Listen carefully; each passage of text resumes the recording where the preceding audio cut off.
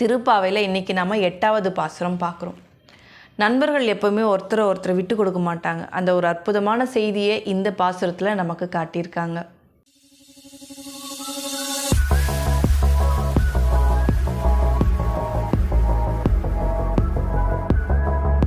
வேதாஸ்வியூ நேயர்கள் அனைவருக்கும் வணக்கம்.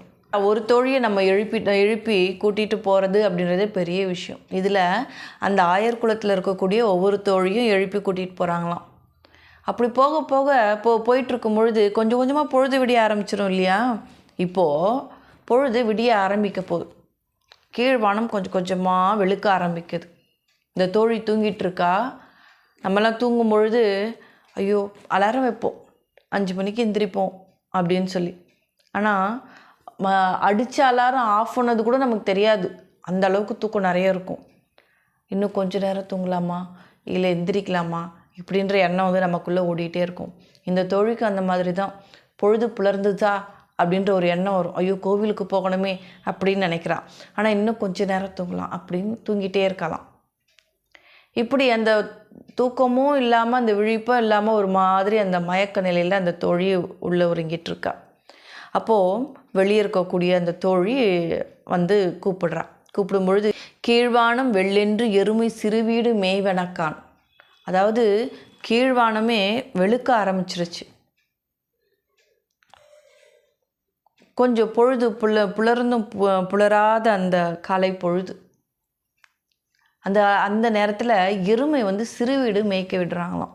சிறு வீடு அப்படின்னா இந்த காலையில் பனி பெய்யுது இல்லையா, அது அந்த வெளியே இருக்க அந்த செடி கொடி மேலெல்லாம் அந்த பனி துளிகளை வந்து நம்ம பார்க்கலாம். இப்போது இந்த எருமை மாடு வச்சுருக்காங்க வீட்டில். அந்த எருமை மாடை கொண்டு போய் நிறைய பால் கறக்கணும் அப்படின்னா முதல்ல அந்த பனி துளி விழுந்திருக்கு இல்லையா, அந்த புல்லெல்லாம் முதல்ல மேய விட்டுருவாங்களாம். இதெல்லாம் சாப்பிட்டா நிறைய பால் கறக்கும் அப்படின்றது இந்த இந்த ஆய்ச்சியர்களோட நம்பிக்கை.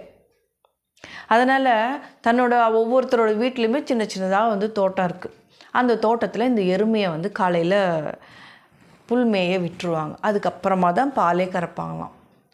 எருமை வந்து புல் மேயுதுன்னா அடுத்தது பால் கறக்க போகிறாங்க அப்படின்னு அர்த்தம். அப்படி இந்த எருமையெல்லாம் மேய தொடங்கிடுச்சு. எருமை கூட எழுந்துருச்சு. இந்த பெண் தூங்குறா இல்லையா, அந்த தோழியோட தோட்டத்துலேயும் அங்கே அந்த வீட்லேயும் வந்து தோட்டம் இருக்கும். அங்கேயே அந்த எருமையை வந்து மேய விட்டுருப்பாங்க. ஆக எருமை கூட எழுந்துருச்சு.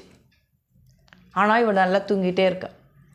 எருமை சிறுவீடு மேய்வான் பரந்தனக்கான், மிக்குள்ள பிள்ளைகளும் போவான் போகின்றாரை போகாமல் காத்து. அதாவது எருமையும் கண்ணு விழிச்சாச்சு. ஒவ்வொன்றா சொல்லிட்டு வராங்க. அதாவது பொழுது புலரும் பொழுது என்னென்னலாம் தன்னோட வாழ்க்கையில் அந்த இயல்பு நிலைக்கு ஒன்றா வரக்கூடிய விஷயங்களை ஒவ்வொரு பாசுரத்துலையும் சொல்லிகிட்டே வராங்க.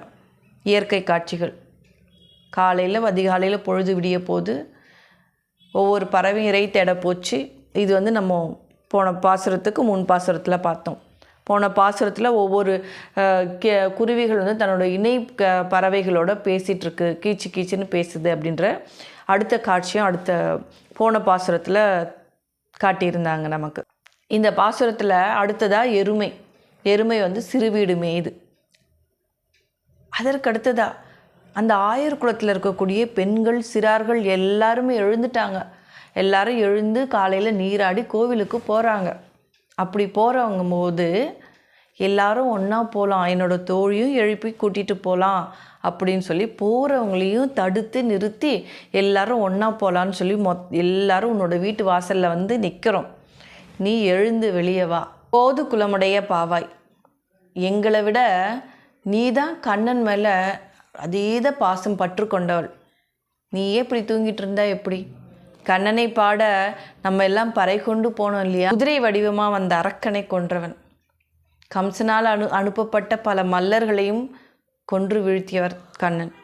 இப்படி கண்ணனோட பெருமைகளையெல்லாம் நாங்கள் எடுத்து சொல்லிக்கிட்டே இருக்கோம். நீயும் வென்று ஆராய்ந்து அருளேலோர் எம்பாவாய் ஆன்னு கேட்டுட்டு படுத்துட்டே இருக்கியே. விழிப்பு நிலைக்கு வர நினைக்கிற. இது எல்லாத்தையும் நாங்கள் சொல்கிறதெல்லாம் கேட்ட இல்லையா? இந்த கண்ணனை போய் நம்ம பாடணும் இல்லையா? உன்னோட மனசில் நல்லா வாங்கிக்கோ. நம்ம கண்ணனை போய் பாடணும். எழுந்துரு, எழுந்து வந்த அப்படின்னா இந்த பெண்ணோட போய் நாங்களும் கண்ணனோட அருளை எல்லாம் முழுமையாக பெறணும், எல்லாரும் பெறணும். அதனால் நீயும் எழுந்து வா. உனக்காக நாங்கள் மட்டும் இல்லாமல் சுற்றி இருக்கக்கூடிய பெண்கள் சிறார்கள் எல்லாரும் காத்துட்ருக்காங்க. நீயும் எழுந்து வா, நாம் மார்கழி நீராடலாம், கண்ணனை தரிசித்து கண்ணனிடமிருந்து அவனுடைய அன்பை பெறணும் அப்படின்னு சொல்லி இந்த திருப்பாசுரத்தில் தோழி மற்ற தோழியை எழுப்புவதாக கூறப்பட்டிருக்கு. ரொம்ப அற்புதமான பாடல். திருப்பாவை 8வது பாசுரம். கீழ்வானம் வெள்ளென்று எருமை சிறுவீடு மேய்வான் பரந்தனக்கான் மிக்குள்ள பிள்ளைகளும் போவான் போகின்றாரை போகாமல் காத்து உன்னை கூவுவான் வந்து நின்றோம். கோது குலமுடைய பாவாய் எழுந்திராய் பாடி பறை கொண்டு மாவாய் பிறந்தானை மல்லரை மாட்டிய தேவாதி தேவனை சென்று நாம் சேவித்தால் ஆவாவென்று ஆராய்ந்து அருளேலோர் எம்பாவாய். தோழிகளுக்கிடையே உள்ள ஒற்றுமையை சொல்லக்கூடிய பாடல். அந்த ஆயர் குலத்தில் எத்தனை ஒற்றுமையோடு எல்லாரும் இருக்கிறாங்க அப்படின்றத சொல்லக்கூடிய பாடல். இந்த பாடலை இன்னைக்கு நாம் படித்து பயன்பெறுவோம். நன்றி, வணக்கம்.